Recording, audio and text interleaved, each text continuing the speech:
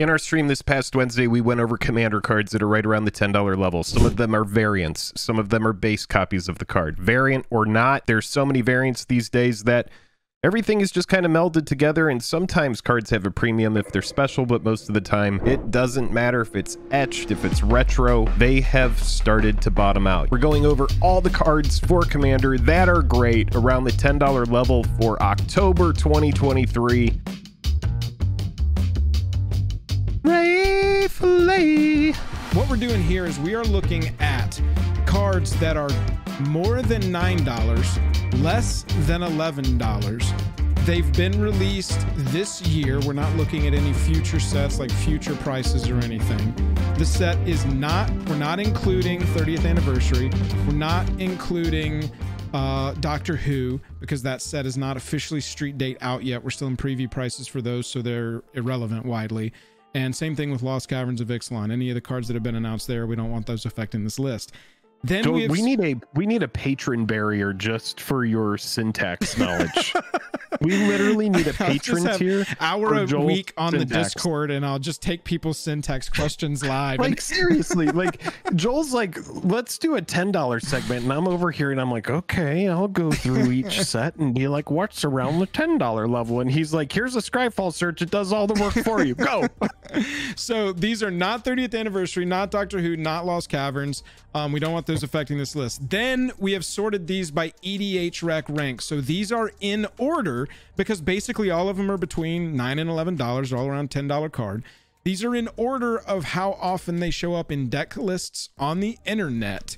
And then the only other qualification here is that these are the cheapest versions of these cards. You'll have cards that are like $1, but they'll have some random version showcase something rare promo that's $10, and we didn't want those in here. These are the cheapest version. If you're looking at this card on this screen in this search, this is the cheapest version of that card, and it fits every other parameter that I've laid out. Okay, is that context clear? That's a lot of context, but somewhat it's here's the TLDR of all of that. These cards are around $10. These cards are around $10. We're going to tell you which ones are some of our favorites, and we're going to tell you which ones are on the rise or on the fall, so that you know where to buy them. Jake, I guess we can start with the obvious and just start with Shocklands. These are coming out soon. They are currently racing to the bottom across the board. What do you think about Shocklands? When are you picking up? What versions are you picking up? We just had some weird like Ravnica Remastered tomfoolery that happened where, you know, I'm sure that some people have seen people talk about this, but I will briefly explain. Amazon put Ravnica Remastered on for sale, and they essentially price matched it to Dominaria Remastered, which has pretty much cratered out to like 110 a box. And so it's almost like Amazon doesn't know what the remastered set is. It's just like, oh yeah, Ravnica is just a flavor of the remastered sets. Time Spiral is just a flavor. Dominaria is just a flavor. And so these Shocklands, the price is going to be kind of all over the place. I don't know how it's going to shake out. There are a lot of people that are bearish on Ravnica Remastered. There are people that are looking forward to it. There are people that are just like, I want these lands with these really cool borders. I want the retro frame, and it's a lot to keep up with. Yes. But Amazon did mistakenly put a ton of product up at like half the price that it should have been. Well, and that's just pre-order sales, y'all. The first part of what Jake was talking about right there, Dominaria Remastered has cratered. Keep that in mind. That's not going to suddenly not happen with Ravnica Remastered.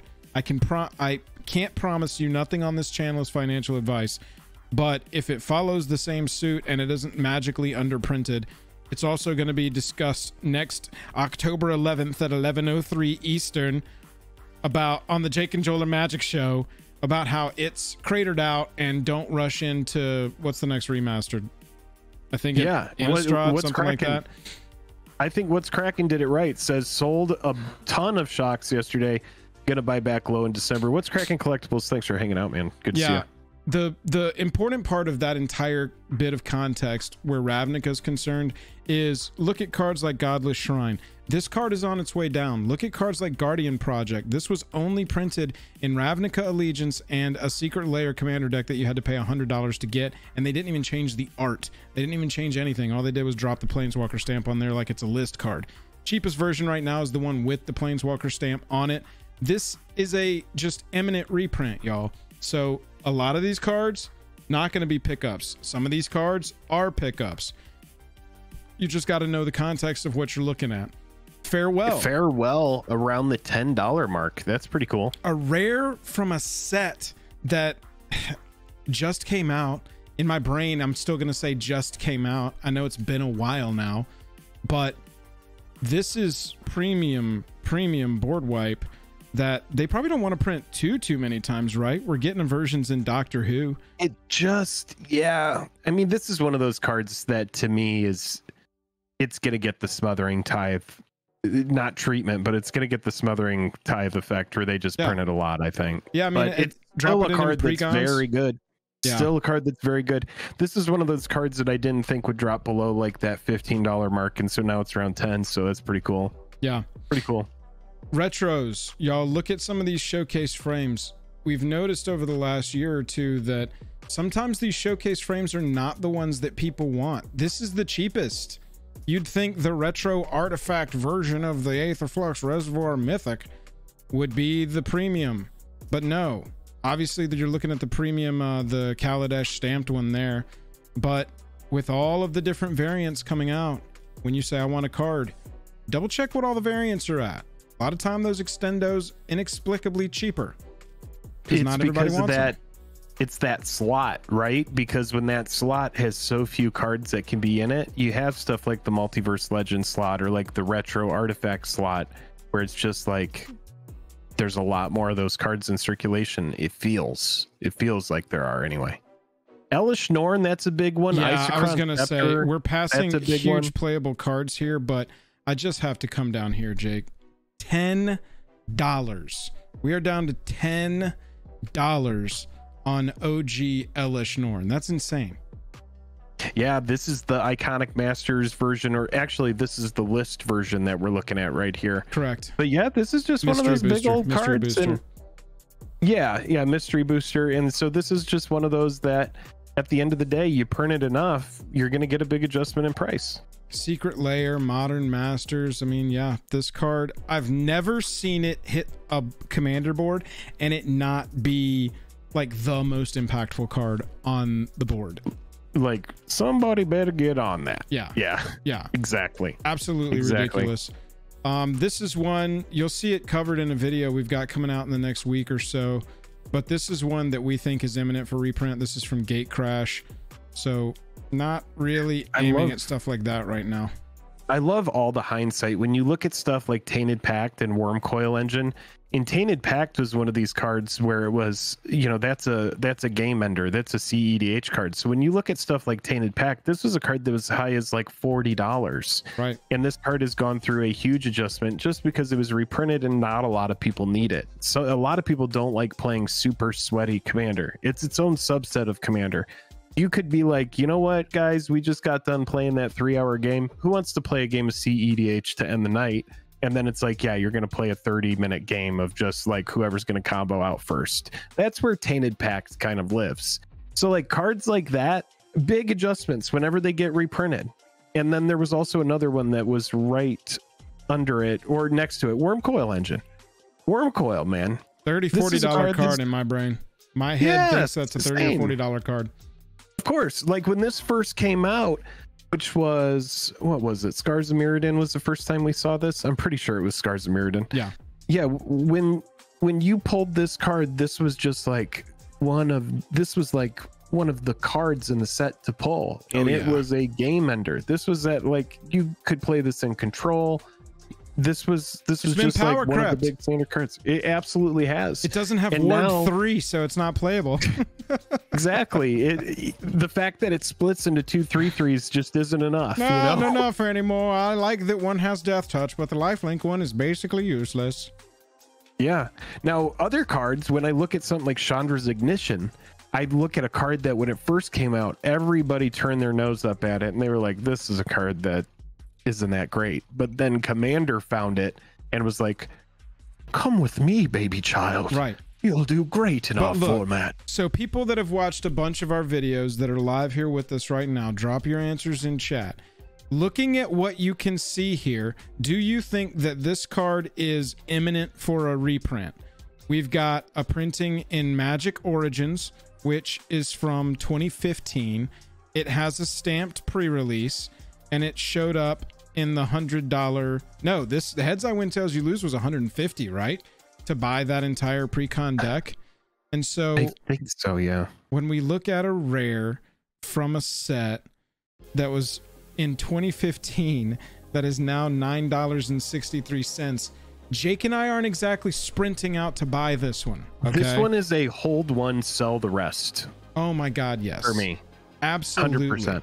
This is do not buy. This would be on the do not buy list on this list of $10 cards. I bought 4 foils of that like years ago when the set first came out, when the foils were like 3 a piece. And I should probably just get rid of those foils, save one, and get rid of the rest, because it's just sell. It is. Gotta talk about this card, because this card, people went bonkers at the top right when this one released. Displacement Kitten was very, very expensive. Looking at the MTG stocks chart, shout out to MTG stocks, all-time high $20 for this rare. Now we're down into the $5 range, looking around December, looking around July of this year, but now we're creeping back up into the $10 range. So this one's right on the fence, Jake, as far as like buy, do not buy, because it was very high, corrected down very low, and now it's sort of working its way back up. I don't know how reprintable this is. What is the reprintable thermometer on this for you? List. Possibly just put it on the list, and then Secret Lair? Way to get more. No, like $10 card? Yeah, maybe Secret Lair. Yeah. Especially if you go to a cat anything. If you have a cat Secret Lair, somebody wants to do a Secret Lair all cats, this seems like an obvious inclusion. Oh yeah, dude, absolutely. It would drive the value of it. The price of it would be $29.99, and they would come in right at $28 of value, with the Displacement Kitten being $10 of it. Yeah, that's one for me that in my head, when I look at that card, it's not a $10 card to me. And that is why this list was a video that we wanted to make, because price memory is real, y'all. It sticks in your head. Worm Coil Engine is always going to be a $30 card to me, and now it's a $10 card for a special looking version of it. And so you got to look at these cards occasionally and just kind of look back through, especially Medallion stuff. Yeah. Sapphire Medallion at 10, Birthing Pod at 10. You know, look at this one. Giver of Runes. So the issue with Giver of Runes, it's an excellent card, right? Another target creature you control gains either colorless protection or color your choice protection. Hell yes. This card is very interesting when you look at the chart, and you'll be able to tell what's going on. It is a 1-mana creature that gives protection. What do you think that seems good in? Oh, yeah, exactly. Every modern deck that exists with white and creatures. Right, seems like they're going to want 4. And so with this one, Modern Horizons card, this came out in 2019, was Modern Horizons 1, I believe. And so you've got a card here that has been cheaper. Looking at the all-time low for Giver, $4.45. All-time high, though, $15. So we're not quite back up to its high water mark of $15 in March of this year. It's as recent as that this has been pretty premium. But now you've got this at a $10 card. Jake, do you like this as a pickup, or do you think this is a hold? 2019 for the reprint. This is one of those cards where, like, if you don't have it and you need it and you want one, sure. But for me, it'd be hard to go out and buy a whole play set of them, you know, unless I really needed them for the deck. You know, if I want to spend $40 on these, it's because I've tried them out and I absolutely have to have them for a constructed deck. Otherwise, this is a good card to just have a single copy of. Yeah, for context, Wildcat MTG killed it. Hammer Time used to be a much more played deck in Modern, but that is creeping down. And so cards like, you know, the tangential pieces of those kind of strategies are going to fall as well. Jank with a good note. 1/2 seems helpful against Bowmasters. Yep. Cards like Balefire. Look at this. This card just got reprinted 3 different versions. You want a big, silly dragon? Balefire has got you covered. And now it's only a $10 card. When you look at the lifetime chart for this, you've got highs in the 40s in 21. This card was... That's just scarcity. Exactly. When something costs 7, it's like... Oh, it's so specific at 7 mana. Innistrad, Ultimate Masters, nothing. And then Commander Masters, 3 different versions. This card would be a 10 out of 10 art-wise for me, except for they needed to put the rarity symbol on here, and so it ended up just kind of floating strangely over there. Tattoo. It's a tattoo. Balefire Dragon got a tattoo of the set. He was like, I can't wait to get reprinted. I'm going to tattoo to commemorate it when I got the call. That's right. But yeah, big stupid dragon ready to be your commander. This card, I swear, I just see a lot of cards that are priced down from where I remember them. That's what I'm saying. That was my whole point of this. $25. Again, I'm remembering these as $20 cards. Suddenly the variants are $9. The base copy's $10. Vesuva, that's a big one. Holy crap, yes. Yeah. Vesuva's a card that I remember being an expensive card until it finally got a reprint in TSR, I believe. Yeah, look at that. Holy cannoli. $38 in 21. High is 44 all all just time. don't want to be holding that. Like, once you start to see kind of the ebb and flow of reprints, you can avoid this kind of stuff. This is why there are market manipulators in MTG, because it's a market that's easily manipulated. It's easy to read. If you have a card that's very good, that's expensive, that hasn't been reprinted in a long time, you should probably get rid of that card. Just a thought. I also think that's why you should be subscribed to us. Like 30% of the people watching this video right now, we do appreciate those 30% that have subscribed. $25. Crazy Xenagos Beater. We can't look at the all-time low on this. It was 2014. Commander wasn't as popular, but one of the top Commander legendary enchantment creatures dropping in here, $10 now to be able to, I mean, win haste and +X at the beginning of combat on your turn, doubling a creature's power and toughness. Looking at cards from recent too, all will be 1. This one's gotten down because now stuff like this, I am a lot more like, if you need that card and it's $10, I would say buy it.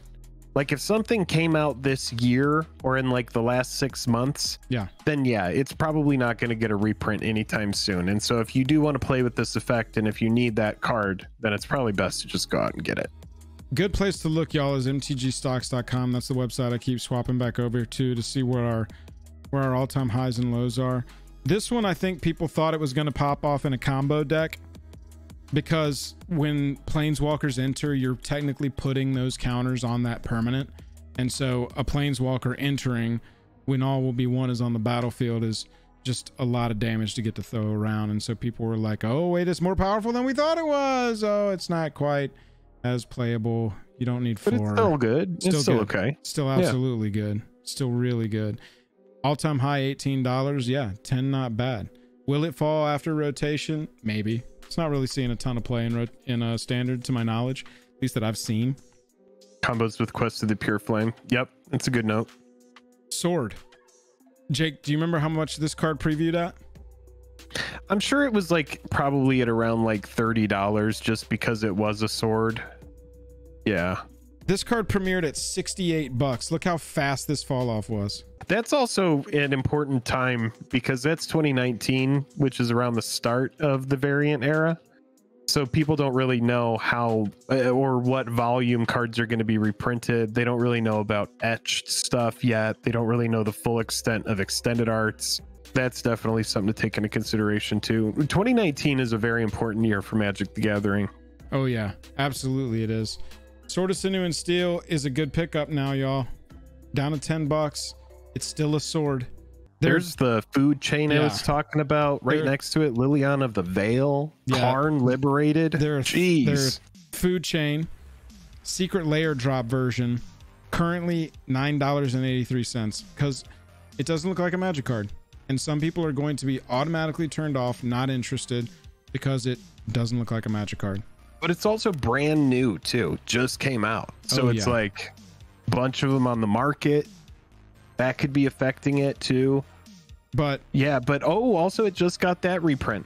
So that's a big deal. We got it in Double Masters 22, and base copies from Double Masters 22 are still at $20. And so right now being able to snag a food chain, if you're okay with it not really looking like a magic card, great pickup right now. It definitely stands out on the table, right? And then, bro, tell me in 2018, falling from grace, man. Tell me in 2018 that Liliana is going to be a $10 card. Yeah. My goodness. You never think it. You never think it. And people really did not want this version, I guess, because even the base copies here are $11. I don't even think it's that. I mean, a Lavi reprint is so cool, but it's just a card that is fair. It's just a fair card these days. It used to be super pushed. It used to be a modern staple. It's still played a little bit, but it's played in standard. I see it playing standard all the time. So many decks run this in standard. Yeah, it's just a playable standard fair card now. Look at this. People popped off about this card. It has held $10 though, and it's a rare. This is the Animist, the Sword of the Animist, but it's a germ. $15 all-time high, as low as 7, and creeping. I think people are seeing it. It's a living weapon for 3. It's a 1/1. It's new. Got it. Yeah, March of the Machine. You may search your library for a basic land card, put it on the battlefield, tap, then shuffle. So, y'all, the reprintability of this one seems pretty low to me. This is tough because living weapon, very specific mechanic. But I think that people over time are going to want this card for their decks because people play the absolute hell out of Sword of the Animist. Yeah, it's just redundancy on that effect. Right. Yep. Exactly. Yep. But you don't even have to attach it to anything. It comes in as a creature. So the potential exists for you to just be able to do this effect for 3 if you can get to your untap or give it haste somehow. Yeah. You just need to be able to swing through at somebody because the 1/1 is very easy to block. Yeah. Oh, yeah, for sure. But you're getting the trigger. It's an attack trigger. You don't have to get through to get it. That's right. I think that this is one where when you're looking at the why is it $10, it's only this version. It's only March of the Machine Commander. You got the extended. See, that's the cheaper one right now. But it seems to be rising. This might be one that I would potentially pick up as a great pickup right now before it gets into that $15, $20 range. And they're like, all right, where do we put this for a reprint? Now, Karn up there is a good one too, because Karn just kind of illustrates how card can be amazing in a deck, and then once that deck goes away, it just kind of falls into, you know, the $10 range. You're looking at a card that used to be $40, $50 when it was played in its heyday, when it was a 4 of in Tron decks. This card was extremely expensive, and now here it is. Very chill. I'm actually interested in the original printing. Oh, this is the original printing.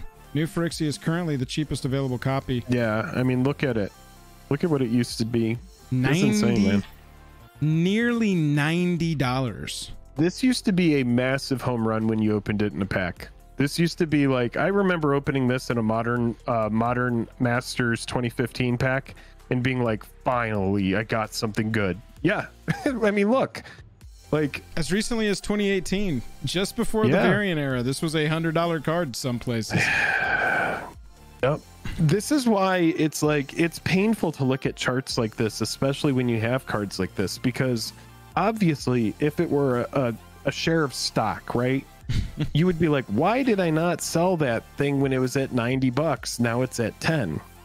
Coulda, woulda, shoulda. There, you can learn from it, whatever.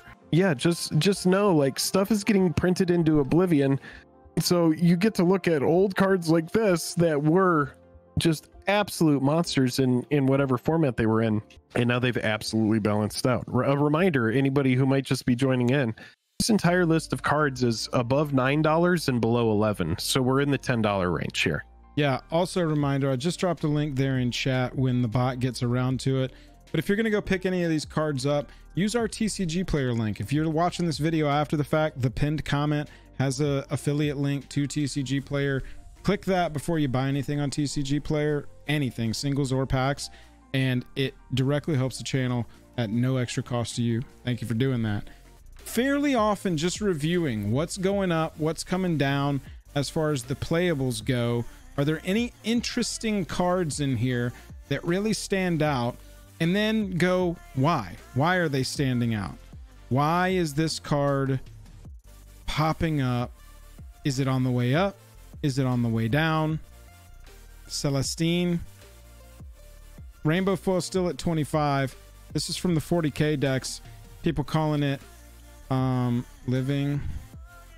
People calling it Angel Sun Titan here.